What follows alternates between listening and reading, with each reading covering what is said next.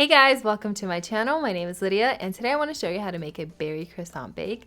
If you are new here, I want to say welcome. Thank you for joining us. Make sure you are subscribed, and without any further ado, let me show you how to make this easy dessert.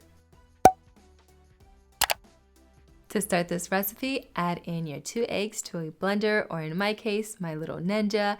Then add in your room temperature cream cheese, your sugar, and of course your heavy cream.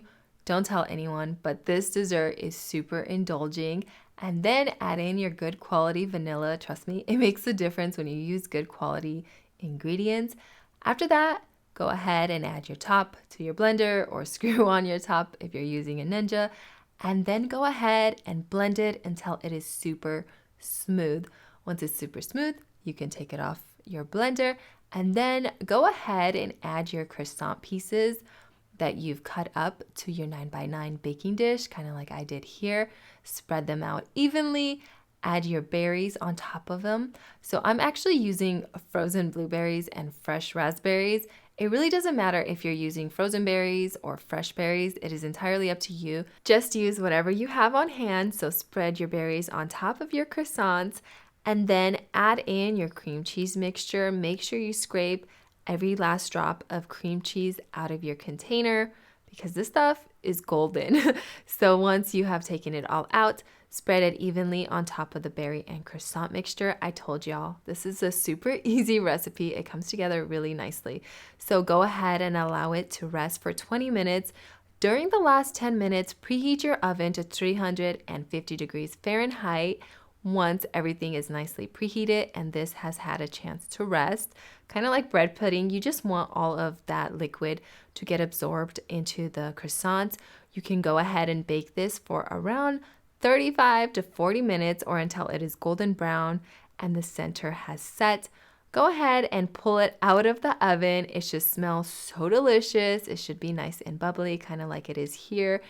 Then you can serve it up. This would be really good with ice cream. I wasn't thinking about that, but I was thinking about really good quality maple syrup. That is what I'm pouring on top of it. And then spoon yourself up a good heaping of this delicious bake onto a plate.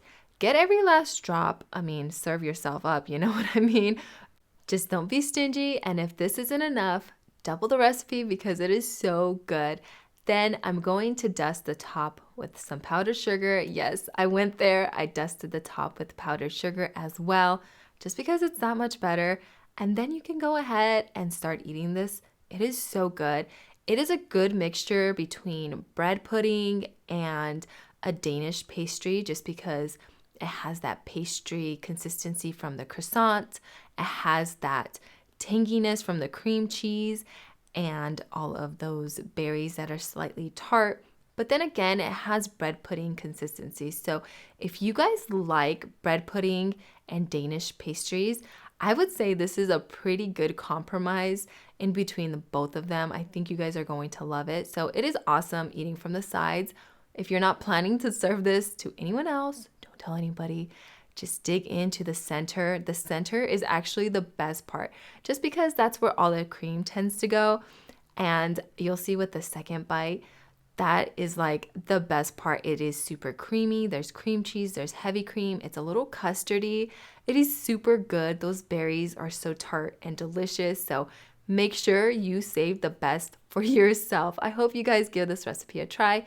Thanks so much for sticking till the end. You can always find the recipe in the description, and I will see you guys next time. See ya!